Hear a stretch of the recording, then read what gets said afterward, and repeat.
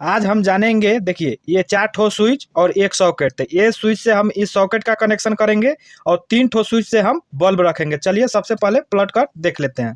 देखिए स्विच में 2 ठो टर्मिनल है, तो ऊपर या नीचे कोई भी एक टर्मिनल को आप डायरेक्ट यहाँ एक तार का टुकड़ा लीजिएगा, इस तरह से आप छीलकर यहाँ से यहाँ तक जोड़ दीजिएगा। आप चलिए हम जोड़ते हैं।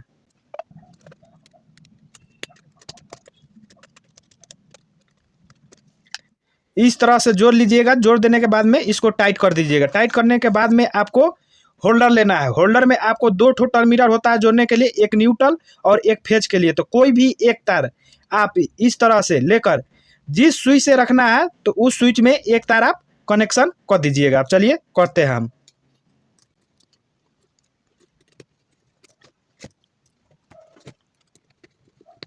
एक होल्डर के हम एक तार लिए हैं और एक ये स्विच वाले के एक टर्मिनल खाली है जिसमें हम कस दिया। फिर इसी तरह अब दूसरा होल्डर लेना है। देखिए ये दूसरा वाला होल्डर है। देखिए इसमें भी 2 ठो तार आया है, एक न्यूट्रल के लिए और एक फेज के लिए। तो फिर इसी तरह आप दूसरे वाले स्विच में कस सकते हैं।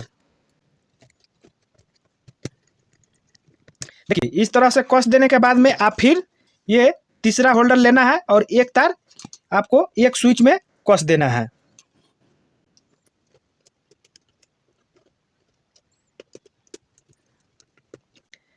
देखिए 3 ठो बल्ब के होल्डर का हम 3 ठो तार एक ये स्विच में कसे हैं और एक ये स्विच में कसे हैं और एक ये स्विच में कसे हैं और एक स्विच इसी तरह खाली छोड़े हैं इस सॉकेट को मिलाने के लिए। देख लीजिए ये हम एक तार यहाँ कस दिए हैं और फिर एक तार इसी तरह छूटा है, फिर एक तार हम यहाँ कस दिए हैं और एक तार इसी तरह छूटा है। तो इसको पहले छोड़ देंगे और एक तार यहाँ से लेकर यहाँ अगर कसते हैं, देखिए इस पर सॉकेट पर आपको स्पष्ट रूप से लिखा दिया है। यहाँ पर एल लिखा है, यहाँ पर एन लिखा है, यहाँ पर अर्थिंग का सिंबल बनाया हुआ था। जहाँ पर एल लिखा है तो एक तार यहाँ से लेकर यहाँ कसिएगा तो ये स्विच से काम करेगा।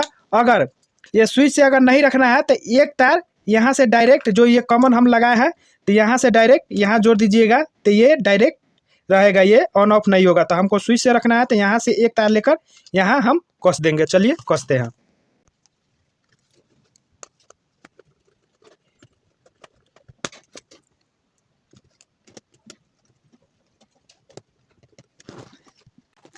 देखिए इस तरह आप कस देने के बाद में आप अब क्या कीजिएगा, एक तार यहाँ से निकाल लीजिएगा और ये जो बल्ब का एक एक तार ये बचा हुआ है सभी को एक साथ में मिलाकर, देखिए ये सभी को एक साथ में मिलाइएगा और एक तार यहाँ से निकालकर इसको भी यहाँ पर एक के साथ में मिलाना होगा। अब चलिए हम पहले यहाँ से एक तार निकालते हैं।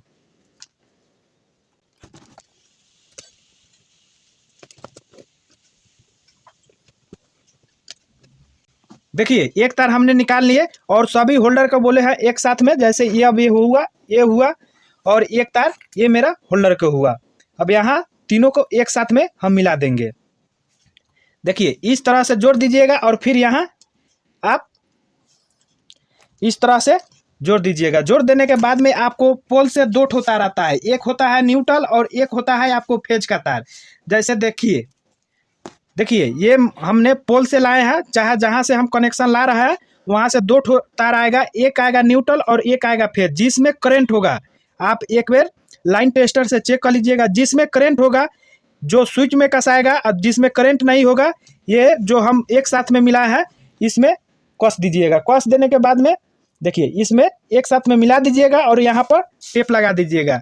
और टेप लगाने के बाद में जैसे ये मेरा फेज का तार है तो आपको देखिए ये स्विच के निचले टर्मिनल हम जो मिलाए हैं डायरेक्ट किसी एक स्विच में आप कनेक्शन कर दीजिएगा। इसमें कीजिए चाहे इसमें कीजिए, चाहे इसमें कोई भी एक स्विच में आपको कनेक्शन कर देना होगा। तो जैसे हम ये स्विच खोल लेते हैं और खोलने के बाद में इसी स्विच में आपको कस देते हैं। कस देने के बाद में ये बोर्ड का वायरिंग कंप्लीट हो गया। आप जैसे इसको स्विच को ऑन करेंगे तो मेरा बल्ब जल जाएगा और फिर ऑफ करेंगे तो ऑफ हो जाएगा। इस बोर्ड को इसी तरह कनेक्शन किया जाता है। अगर वीडियो अच्छा लगे तो चैनल को सब्सक्राइब करें और वीडियो को लाइक करें और ज़्यादा से ज़्यादा शेयर करें।